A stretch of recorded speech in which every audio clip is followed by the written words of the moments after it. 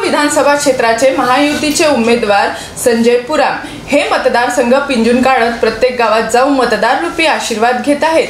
20 नोव्हेंबरला होऊ घातलेल्या विधानसभा निवडणुकीत भारतीय जनता पक्षाच्या कमळ चिन्हासमोरील बटन दाबून विजयी करण्याचे आवाहन संजय पुराम मतदारांना करीत आहेत। कांग्रेस वाले बता रहे हैं कि आदिवासी के विरोध में बीजेपी है। 65 साल से आदिवासी लोग, मेरे आदिवासी लोग पंजा को वोट मार रहे हैं।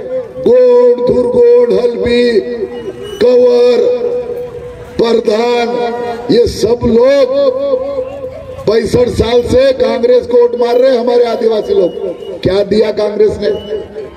कोतवाल भी नहीं बनाया कांग्रेस ने आदिवासियों को कोतवाल, लेकिन मान गया मैं आभार व्यक्त करता हूं नरेंद्र जी मोदी का कि भाजपा के सरकार में आदिवासी महिला को देश का राष्ट्रपति बना के सम्मान किया। देश का राष्ट्रपति मजाक है क्या भैया? कांग्रेस वाले कोतवाल बनाने को तैयार नहीं है बागबली, लेकिन भाजपा की देखो देश का राष्ट्रपति बनाया। और देश के राष्ट्रपति के सामने उससे बड़ा कोई होता है क्या? उससे बड़ा पद कोई नहीं है।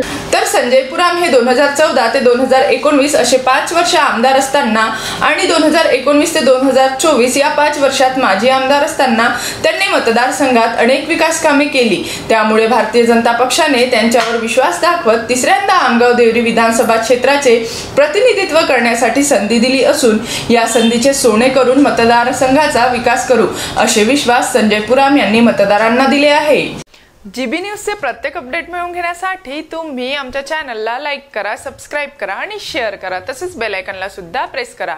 आपला जिल्हा, आपली बातमी, जीबी न्यूज, गोंदिया।